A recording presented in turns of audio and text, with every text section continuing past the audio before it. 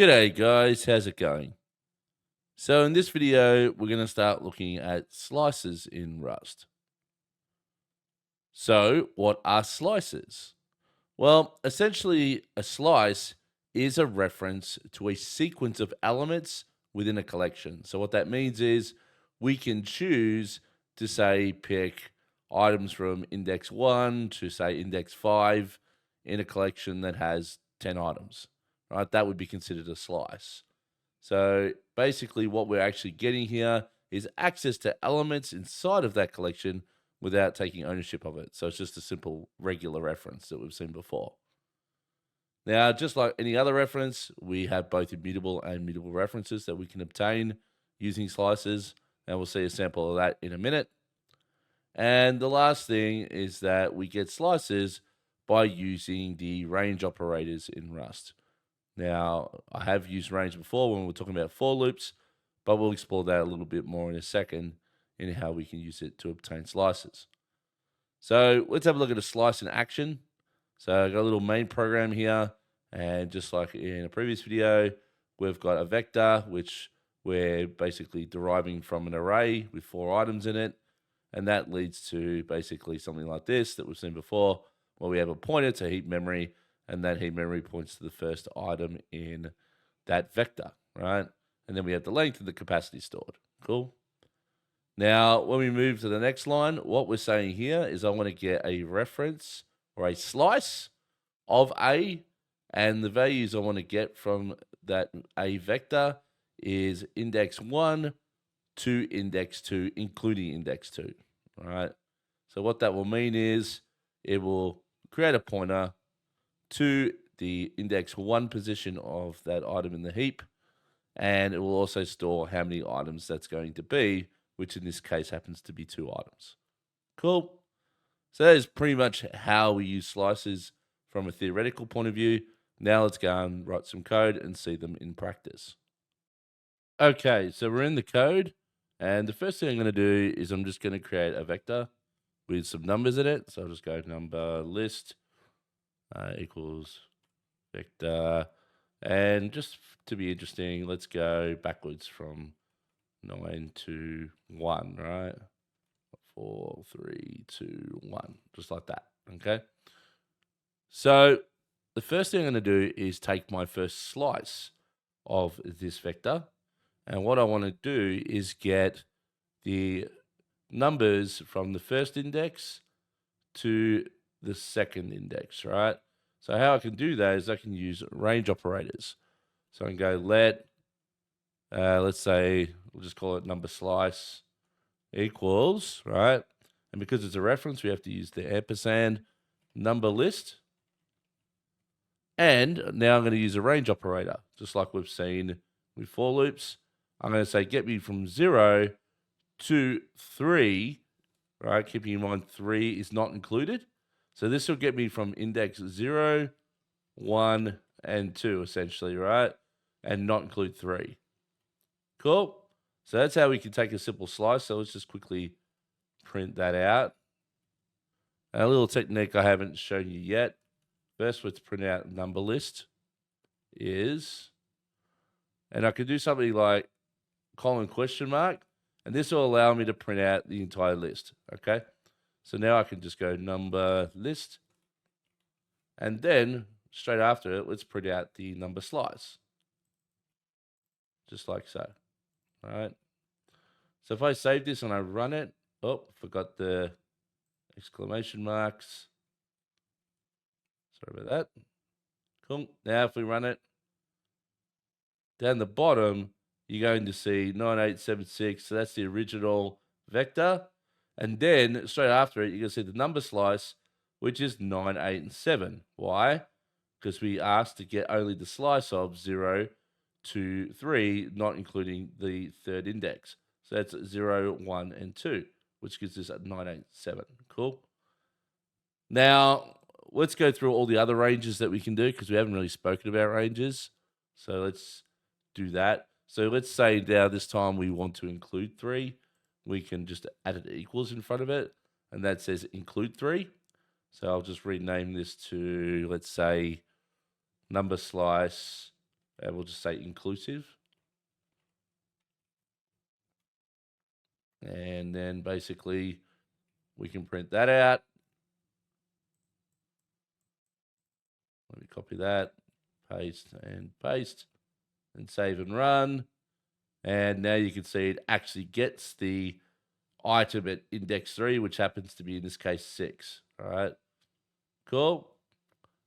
Now let's just continue. I might just bring this up a bit so you can see a little bit more of the console. So let's do a slice where we just we go from the first item. Actually, no. Yeah, we'll go from the first item to the end of the list. So we can do something like this. Number slice from equals at number list. And we could say, get me everything from index 4 all the way to the end. All right, so that will basically get everything from index 4, which happens to be 5 here. So it should print out 5, 4, 3, 2, 1, right?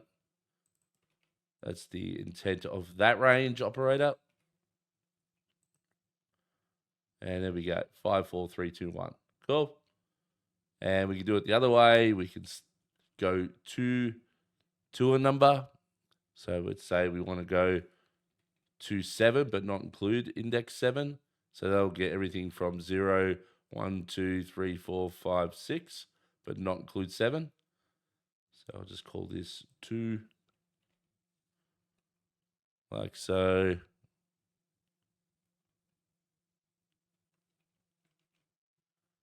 And we'll print that out as well.